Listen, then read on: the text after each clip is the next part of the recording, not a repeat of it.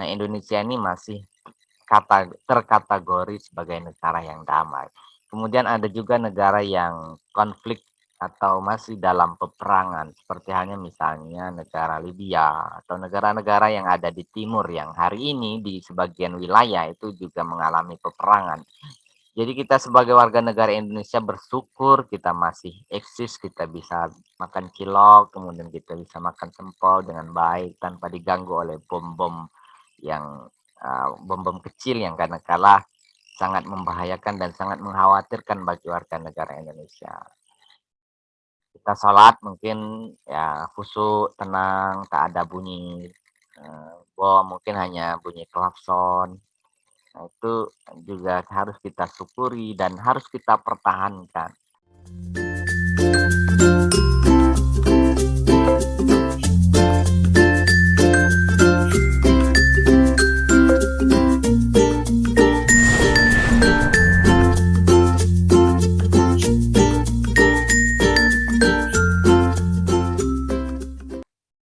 Oke, sebelum kita akhiri kuliah pada hari ini, saya akan sedikit menyampaikan materinya.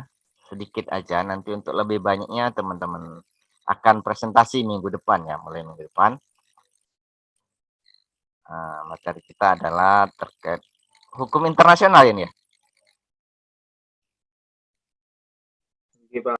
Ya, betul ya. Ini udah saya sampaikan belum? Belum, Belum ya? Pak. Oke, kalau belum, masih ada beberapa waktu saya jelaskan sedikit terkait dengan hukum internasional. Di dalam makalah ini, di dalam PowerPoint ini ada dua klausul kata, suku kata, yakni hukum dan internasional. Nah, saya pengen mencoba ingin tahu dari teman-teman kira-kira yang dimaksud dengan hukum, al-ahkam, atau law itu apa?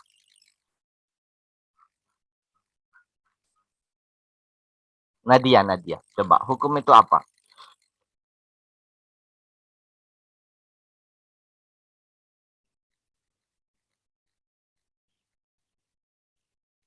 Rani, Rani Mukherjee,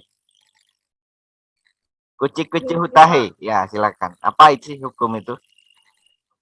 Hukum merupakan peraturan yang berupa norma dan sanksi buat dengan tujuan mengatur tingkah laku manusia.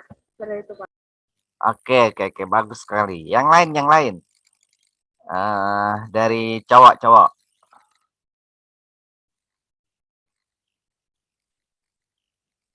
Cowok, siapa? Rani, Calvin, udah.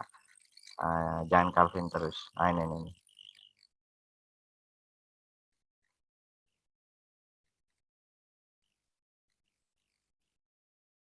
Ini siapa ya?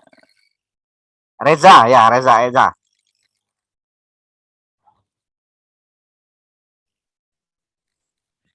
Hukum dalam Islam itu ada 5, Ustaz.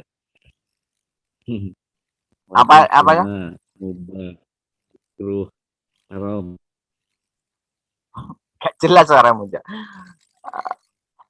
Reza Bawazir. Ya, apa yang disampaikan oleh Reza maupun Rani tadi betul bahwasanya hukum itu adalah merupakan sebuah norma atau kaidah atau peraturan yang dibuat untuk kemudian tujuannya itu adalah mengatur, memberikan kepastian, memberikan kemaknaan, memberikan keadilan dan lain sebagainya. Jadi norma hukum itu adalah sebagai sebuah norma, aturan yang harus ditaati. Ya, yang namanya aturan itu harus ditaati dan dipatuhi. Kenapa ada hukum? Karena memang Indonesia itu adalah sebagai sebuah negara hukum. Sebagaimana yang diamanatkan oleh Undang-Undang Dasar 1945, negara Indonesia adalah negara hukum. Yang kemudian di pasal sebelumnya Indonesia adalah negara kesatuan yang berbentuk republik. Nah, untuk itu, maka segala sesuatu yang dilakukan oleh warga negara Indonesia, yang dilakukan oleh organisasi dalam hal ini adalah negara, itu mesti ada hukum. Baik itu hukum yang kemudian secara tertulis maupun unwritten constitution maupun hukum yang tidak tertulis. Nah, kira-kira hukum yang tertulis itu apa saja? Nah, hukum internasional, hukum pidana, hukum perdata itu adalah hukum yang tertulis karena secara kasat mata itu ada, aturannya itu ada, secara materi aturannya itu ada. Em, yang dikodifikasi dalam sebuah aturan, ya, baik perundang-undangan atau peraturan-peraturan yang lain. Kemudian yang tidak tertulis itu convention, ya, sebagaimana misalnya contohnya itu adalah hukum adat. Nah, hukum adat itu sebagian kebanyakan hampir rata itu tidak tertulis, tetapi kemudian itu berlaku bagi masyarakat adat yang cukup apa yang cukup cukup cukup konsisten gitu ya, cukup konsisten. Dan di negara kita kan adatnya berbeda-beda, dan di setiap adat itu ada aturan yang baik tertulis maupun tidak tertulis, dan itu dilakukan secara moral ya, dan secara budaya. Dan bahkan walaupun tidak tertulis itu sanksinya itu lebih lebih menyakitkan kadang daripada yang tertulis. Misalnya apa? Kasus Edi Mulyadi Edi Mulyadi yang terkait dengan Kalimantan dan kemarin dan monyet itu. Nah, itu yang sempat rame. Masyarakat suku Dayak meminta Edi untuk mempertanggungjawabkan kata-katanya dan disanksi dengan hukum adat. Nah, tapi hari ini sepertinya masih belum mencapai satu kesepakatan. Ya itu namanya adat. Dan kalaupun kita salah mengucapkan suatu kata terkait dengan ras, suku, bangsa itu, maka efeknya itu akan sangat panjang. Nah, di hukum internasional yang kita bahas adalah hukum yang skalanya itu lebih lebih besar. Karena kalau hukum nasional itu lingkupnya hanya satu wilayah saja, ya, satu negara, misalnya negara Indonesia. Tetapi kalau internasional itu lingkupnya itu lebih luas lagi. Artinya pembahasannya itu meliputi beberapa negara, baik bilateral, multilateral, dan lain sebagainya. Nah, hukum internasional itu salah duanya itu juga membahas terkait dengan hukum perdata internasional. Itu hukum yang mengatur dari hukum negara lain dalam hubungan internasional. Nah, HKI, hukum keluarga Islam atau Al-Ahwalu Asasiyah, ini masuk kategori hukum apa? Perdata, Pak. Perdata, ya. Jadi HKI, hukum keluarga. Keluarga, mungkin yang perlu digarisbawahi di sini adalah keluarga. Nah, keluarga itu adalah satu organisasi kecil yang kemudian terdiri dari unsur-unsurnya, meliputi bapak, ibu, ayah, anak, yang yang yang yang yang hidup dalam satu lembaga atau sebuah wadah yang namanya keluarga. Makanya keluarga itu disebut sebagai sebuah negara kecil. Negara kecil yang kemudian terdiri dari unsur-unsur negara juga. Nah, HKI keluarga itu kan pembahasannya itu misalnya terkait dengan perkawinan, terkait dengan perceraian, warisan, wakaf, dan lain sebagainya. Nah, itu kan merupakan privat, ya kan, hukum privat kan. Nah, privat itu hukum perorangan di mana mengatur antara individu satu dengan individu yang lain. Misalnya bagaimana Bapak punya kewajiban sebagai leader, sebagai pemimpin, sebagai rois dalam keluarga tersebut, maka tentu ada manajerialnya, tentu ada pengawasannya, tentu ada koordinasi antar keluarga tersebut, baik bapak dengan istri maupun bapak dengan anak. Maka keluarga yang baik itu adalah keluarga yang terorganisir dengan baik. Nah, kemudian yang kedua adalah hukum publik internasional, hukum antar negara, hukum yang mengatur hubungan antar negara yang satu dengan negara-negara yang lain dalam hubungan internasional. Nah, contohnya hukum publik itu apa? Ada yang bisa kasih contoh? Hukum pidana, Pak. Apa? Apa, Vin? Hukum pidana. Oh, hukum pidana. Ya, betul. Hukum publik itu adalah hukum pidana yang seringkali kita dengar di media elektronik maupun media massa bahwa hakim memberikan sanksi pidana kepada si A berupa hukuman 15 tahun penjara karena telah melakukan pencurian misalnya, atau telah melakukan korupsi. Nah, itu adalah hukum pidana yang keberlakuannya itu adalah secara publik, artinya hukum umum. Nah, ini adalah beberapa pembahasan yang nantinya menjadi concern di dalam kita membahas hukum internasional. Nah, hukum internasional ini mulai berkembang itu antara tahun 16 sampai 18 Masehi dengan adanya city state. Pada tahun 1648 itu ada perjanjian Westphalia yang melahirkan konsep negara modern. Negara modern itu negara yang dianut hampir kebanyakan dari negara-negara Eropa seperti hanya Amerika, kemudian negara-negara lain, dan Indonesia juga menganut terkait dengan negara modern. Nah, kemudian ada sumber hukum internasional. Apa saja sumber hukum internasional itu? Pertama adalah traktat.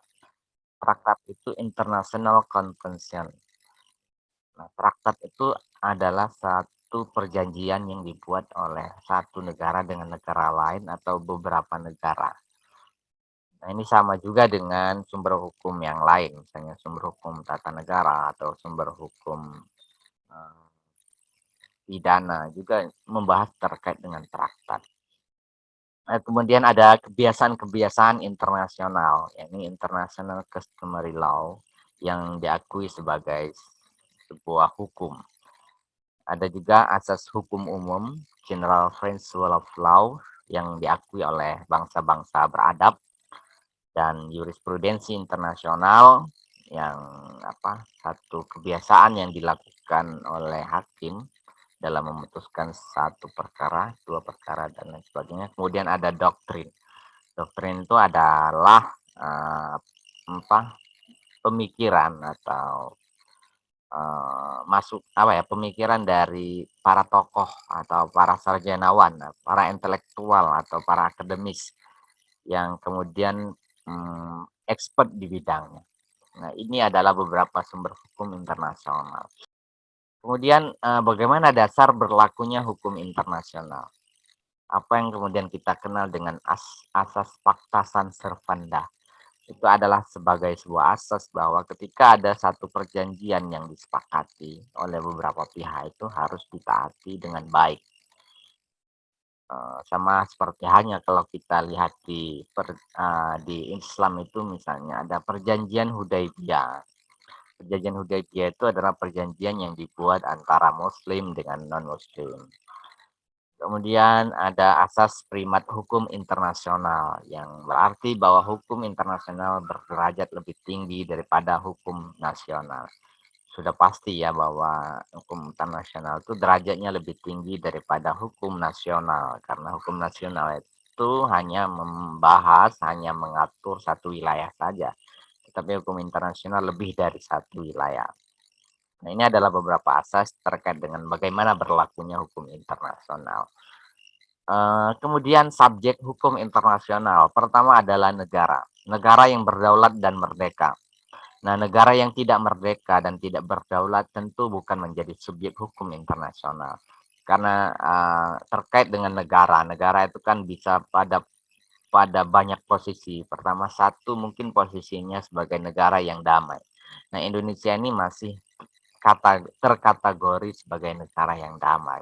Kemudian ada juga negara yang konflik atau masih dalam peperangan, seperti hanya misalnya negara Libya atau negara-negara yang ada di timur yang hari ini di sebagian wilayah itu juga mengalami peperangan. Jadi kita sebagai warga negara Indonesia bersyukur kita masih eksis, kita bisa makan cilok, kemudian kita bisa makan sempol dengan baik tanpa diganggu oleh bom-bom yang bom-bom kecil yang kadang-kala sangat membahayakan dan sangat mengkhawatirkan bagi warga negara Indonesia. Kita sholat mungkin ya khusyuk, tenang, tak ada bunyi bom, mungkin hanya bunyi klakson. Nah, itu juga harus kita syukuri dan harus kita pertahankan.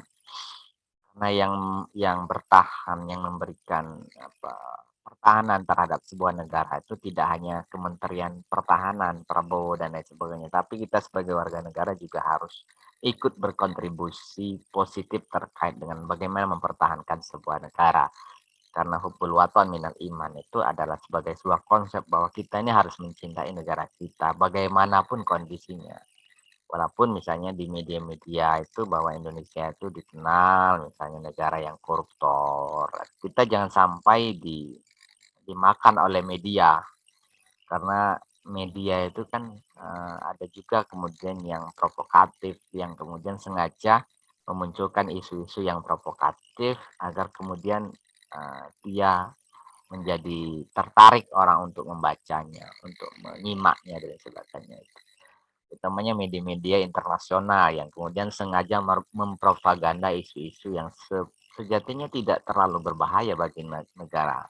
Tetapi kemudian digiring menjadi isu internasional yang kalau kemudian negara tersebut tidak mampu bertahan, maka sudah dipastikan dia akan menjadi negara yang terpecah belah.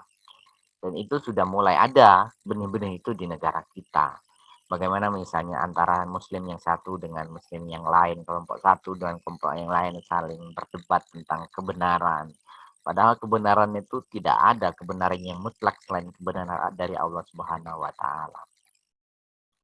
Nah, masing-masing misalnya mengumandangkan takbir Allahu Akbar, Allahu Akbar, la ilaha illallah, Allahu Akbar. Nah, ini kayak mau Idul Fitri ya. Sebentar lagi kita mau Idul Fitri, jadi bahagia ya, senang. Tetapi tanda-tanda Idul Fitri itu sekarang berbeda dengan tanda-tanda yang dulu. Ya mungkin teman-teman sudah bisa menebak apa yang saya ucapkan ini ya. Hanya oke. Kemudian ada gabungan negara-negara.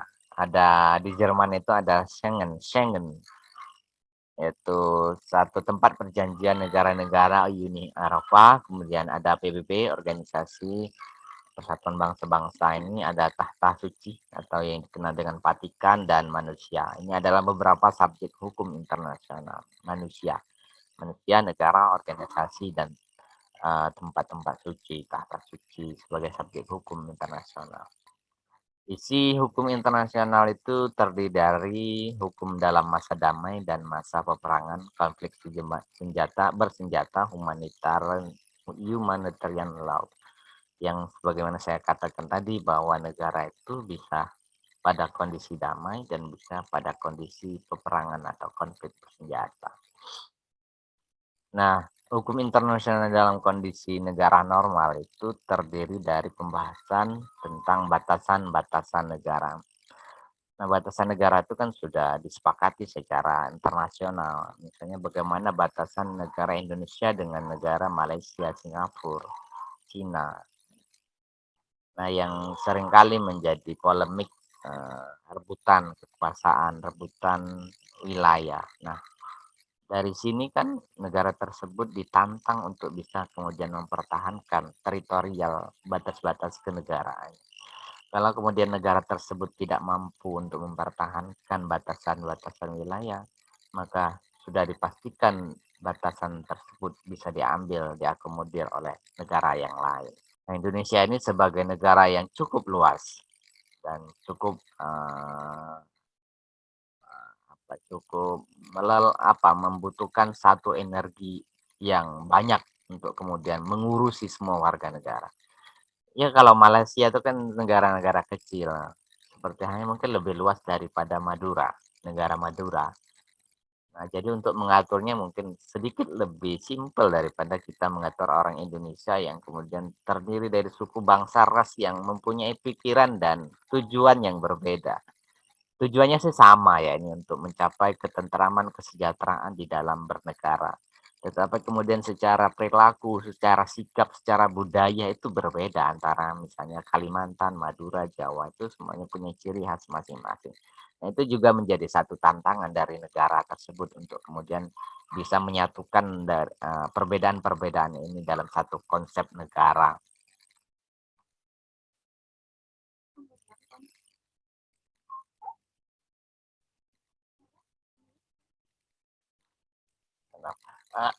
Ya, mana tadi sampai?